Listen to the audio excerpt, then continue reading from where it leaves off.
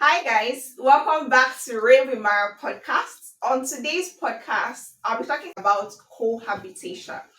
Coming from somebody who has been at the end of both sides, I have cohabited with a partner before. I have also been in a relationship where we've lived apart. And I know that on social media, several persons have different opinions. But if you haven't really experienced it, I feel like it could be that we are lying to you. So, yeah, stay tuned. Welcome back to the show. I remain your host, Maranatha Abutu. And I know I've said it before. If you are feeling weird about it, because I get asked sometimes what Maranatha means and where I'm from, you can simply call me Ene. And I'm recording this from Abuja, the Federal Capital Territory of Nigeria. So, yeah, please, I don't know how much I can say this enough. You need to subscribe to my YouTube. If you are only listening to the audio version, yes, thank you. I appreciate you. But please subscribe to my YouTube so that we can take this movement, this thing we're trying to do to the permanent side. So yeah, as I said earlier, we're talking about cohabitation. And cohabitation simply means when you move in with your partner and you guys start living together. This can happen in several forms. It could be that one of the partners already have a larger space and you think that it is financially wise to move with your partner. Yeah, it seems like a very logical thing to do, which is like practical. If at the end of the day, one of the partners is going to end up living at the other partner's house, then it means that the other apartment is being serviced for free, as nobody's living there and you still have to pay your bills for the rent. So it makes sense, right? I'm going to give you the pros, meaning reasons why you should live or cohabit with your partner before marriage, and then talk about the cons later on. Pro, first one, I have told you, it is practical, it is logical. When you move in, it seems like you're moving in for the greater good, right? Second reason is that you get to do your chores by division, meaning since you're not living together, guys will figure out a way to share these bills without it feeling like, okay, one person is always living in the other person's house, meaning one person is going to be always bearing the financial responsibility. So that's pro number two. Pro number three, when you move in together, you get to figure out some things about this person that staying apart may never make you see. I know that we like to say that people who get married from their family houses, they still end up having the best of marriages. Yes, I am not disputing that, but I'll tell you this for free. Again, when you live with a partner, it makes you see a side of them that your 30 minutes every day, your 1 hour evening walks every day will never make you see. Now, like I said, I have lived with a partner, and no matter what you say, sometimes you fight with your partner, especially when you're cohabiting, and one of you would say something such as, "Oh, I've never been this kind of person," or "This person, I've been with so and so number of people in the past, and none of them have ever complained about this certain thing they are doing." And again, this is for free. When you live with somebody, you would see a side of them that nobody else has been able to see, including their family members. And the reason is because now, when you live with your family members, I think that my family members know me to a certain extent. They know that, okay, Maranatha can do these certain things, and there are things that Maranatha may never do. But I feel like there is also a part of me that my family members may not have been privileged to have seen. And this is because I went to a boarding house. I came back from a boarding house and I went to school. And going to school meant that I lived alone all through my 4 years of university. I came back, and shortly after that, I got my apartment. I went to stay with somebody, we shared the bills, and after a year, I got my own apartment. And I've been living on my own ever since. So, again, my siblings know that I have small OCD, like very, very small OCD. I remember back in the day, anytime I'm coming back on holidays, my siblings don't usually like me. Because my mom would say, "Oh, take the calendars down." I hated hanging nonsense on the walls, like wall clocks, calendars. Excuse you. Everybody in the house have it phone. We have a mobile phone. You don't know what today's date is. All of you are going to school, so you have to know what the date is. It just, I don't like those. And the idea that you stay, you finish eating, you leave a plate there in that same position, it was a problem for me. So anytime I was coming home, family members knew that they couldn't do these things around me. Or you come back from wherever you come back from and you hang your pile of clothing on the chair, or you stack them on the bed. I don't like that. You're going out, you leave your bed unmade. It usually makes me feel, wait, but it's a human being that's living here now. Are you a pig? That kind of thing. So my siblings know that about me. Now, you get with a partner who knows that I have to do this thing. I have to do my dishes. I have to do my laundry. I have to put my clothes well. But they don't know that you doing it in that instance is different from, oh, but I can always get around to it. Which was something that I think that I and the partner that I cohabited with had an issue with at the beginning. Because I am this person that I'm always instant, instant, instant. I want this thing done. I want it to be done now. My partner is not like that. He wasn't like that. He would say, oh yeah, but I'll get around into doing this thing later. It doesn't matter whether I do it now or I do it later. I am tired. I want to relax. I want to do this thing later. Which was a problem for me because I figured if you come back from somewhere and you're taking off your clothing, why not put it in the laundry basket or put it where you're supposed to put it? So that you can find out in your partner, and I don't know how your compromising level is, but for me it was really weird. But also in the idea of sharing chores, is always going to feel like one person is doing more than the other. And I don't say this lightly because people are going to come and say, oh, it's feminism, feminism talk. No, it's not. Now, when people cohabit together, apart from the fact that you're going to do, I feel like the most con is that the most pro rather, is that you are going to know yourselves better and you're going to understand what living together long term, that means in marriage, is going to feel like. So it's either going to be, oh, well, I know who this person is now.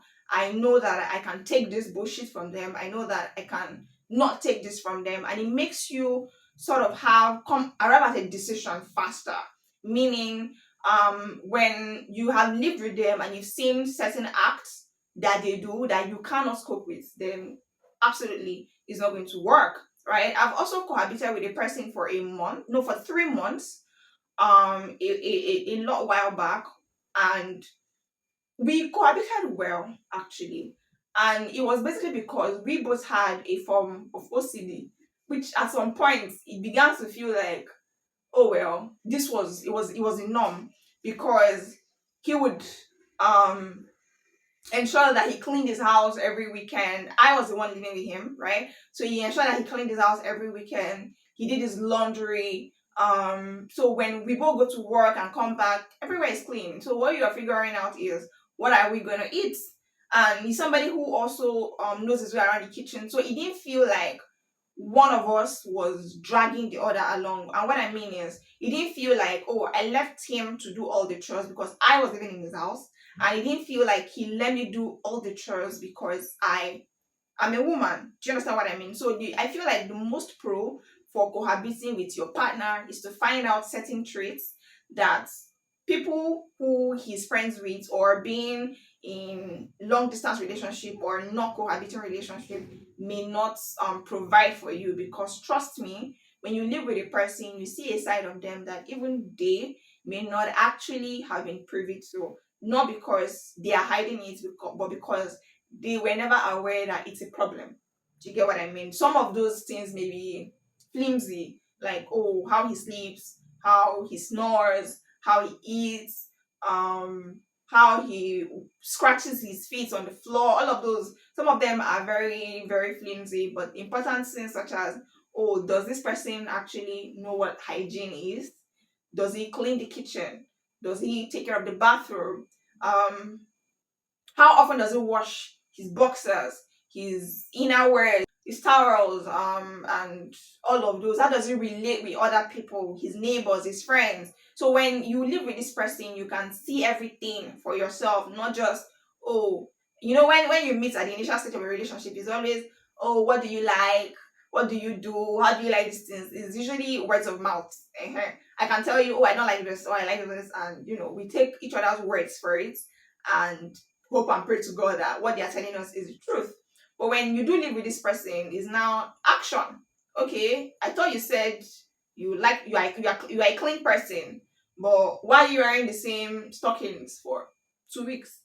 Do you get what I mean? Oh, I thought you said you're a clean person. Why is your bathroom floor always dirty? So these are things that cohabiting would make you see firsthand. I feel just call you in and say, I come your house and you sharply rush, clean up and do all of these things. So now, yeah, cons of living together.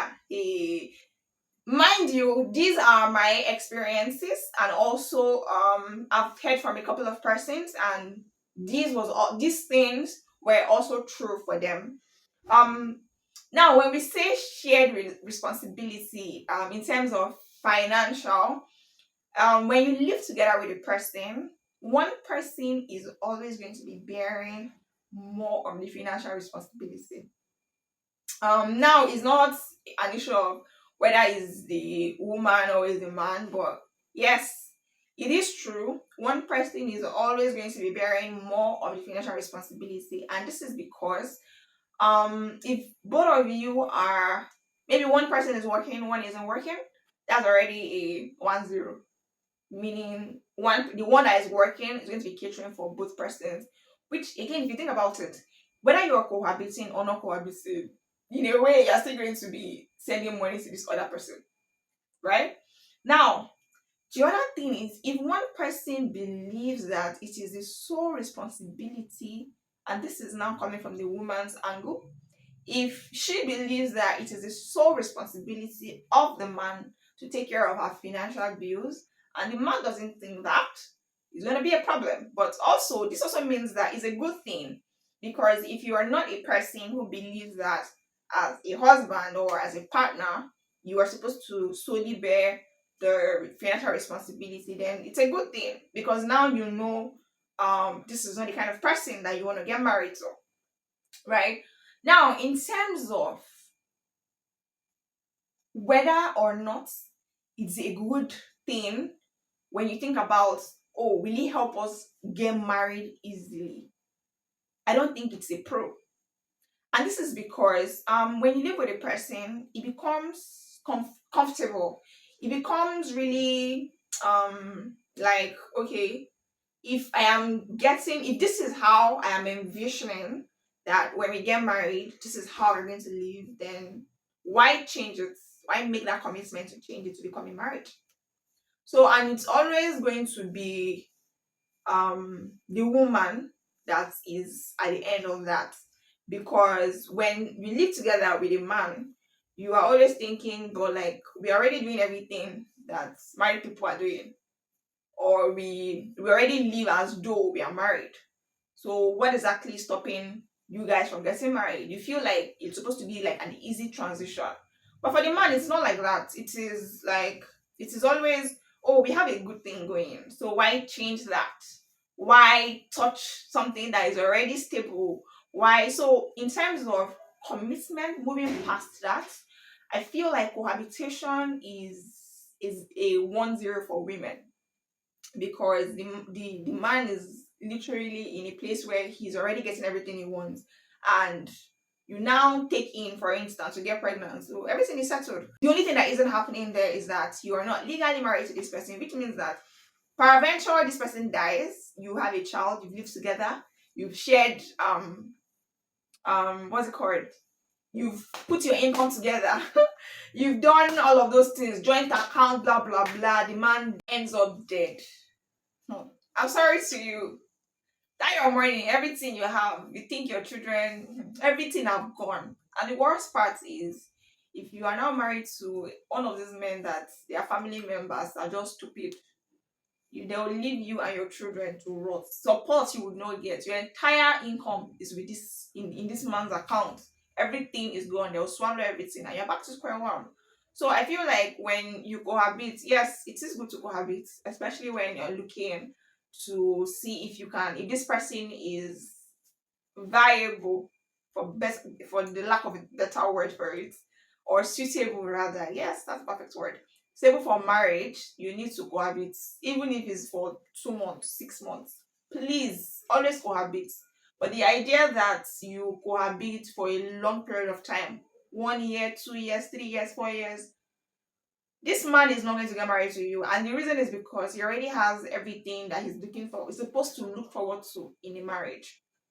And you are there thinking, which person is going to commit to me? I'm sorry to you. If that person, if the man you're with is not somebody who generally is open to the idea of commitment, to him, that's your bus stop.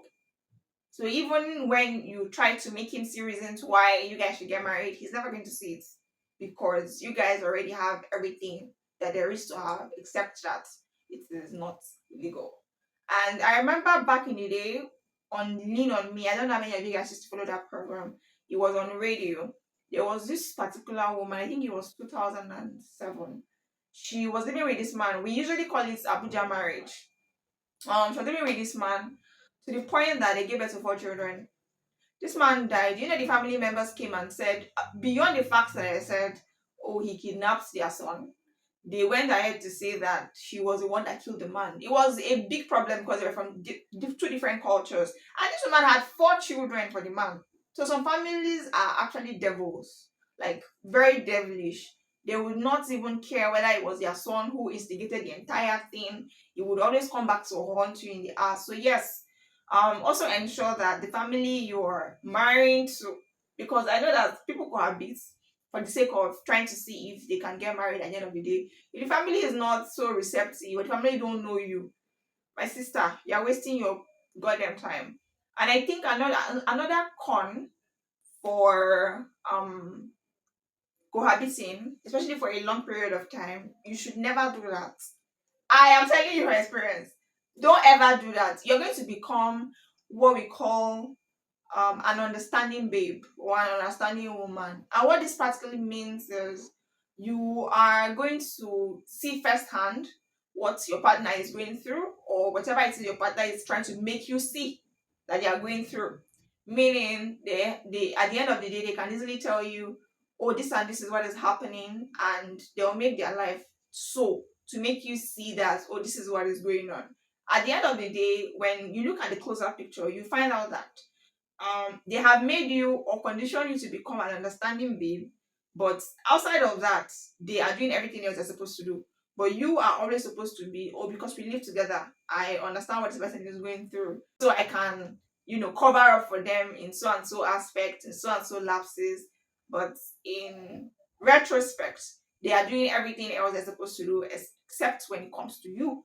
So please cohabit, because you need to know who this person is, who this person you're getting married to is. Again, people they have dated in the past, people you have even dated in the past that you didn't cohabit with.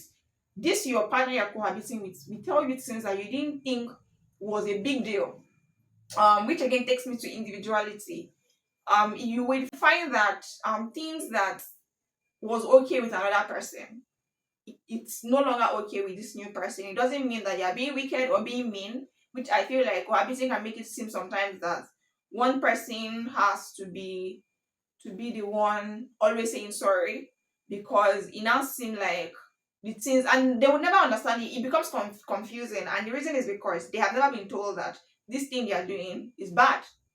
Meaning it's not that their family members are bad or their friends are bad, but because they have never seen that thing as a bad thing and never told this person. When you tell them, it's not going to look like, oh wait, it may be that you're the bad person, because how are you thinking that this thing I'm doing is bad or is wrong?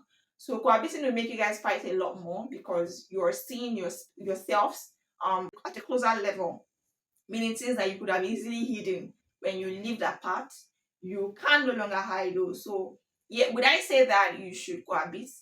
Absolutely. But do not cohabit with a man more than 1 year. 1 year, and that's because you guys are already thinking in the right path. Oh. If you're not thinking along the right path, I don't see the reason. Because when you do, women are always going to gets 1-0 in every ramification, because you're going to practically assume this person is your husband, and he's not. He's actually not. Which again takes me to what I said the other week about manipulation. When you cohabit with the person, you find out that you end up compromising a lot more for this person, and things you weren't doing initially, you would no longer see it as, oh, I'm being compelled to do this thing. I'm doing it because I love this person. Again, a person who loves you would never make you do things that you are not willing to do for the sake of, oh, you're cohabiting now, or for the sake of, oh, you're not in a relationship now, so you should let go of something. Some things are minor, right? But there are things that are like very concrete that you can never let go. Do not let the idea of cohabiting is going to let you find out if your partner is a gaslighter, if your partner is dirty, your partner wants you to be an understanding person, an understanding babe. Literally, what that means is you are always going to be understanding this person in good times, in bad times, and in ugly times. You're going to be the understanding babe, always taking everything. Oh, okay, this is wrong with you, don't worry, I will do it. Don't worry, I'll do it. So cohabiting makes you know all of these things. But if you're with a person who has issues with commitment, don't go and cohabit with this person, because you are always going to um fall a victim to, we already have everything going on for us, why are we changing this? Again and again, I tell you, society doesn't really like us like that. So you have to take charge of your life and love with binoculars, literally. Don't go and fall in love and say, oh, because I love this person, I'm going to do all the house chores. Meanwhile, both of us are still working. Or because I love you, I'm going to be washing your clothing. Or because I love you, I'm going to be cleaning the house for you. That's stupidity. Because if that man is living on his own, he's definitely going to feed himself. He's definitely going to wash his bathroom. He's definitely going to do his laundry, and he's going to pick up after himself. But the moment you start living with them and they dump everything on you, my sister, run for your dear life, because nobody comes this life to come suffer at the end of the day. So yeah, that's where I'm going to be ending the conversation for today, and I hope that you did enjoy this one as well, and you are subscribed, and you're also going to share my content. Thank you so much, and see you next week. Bye bye.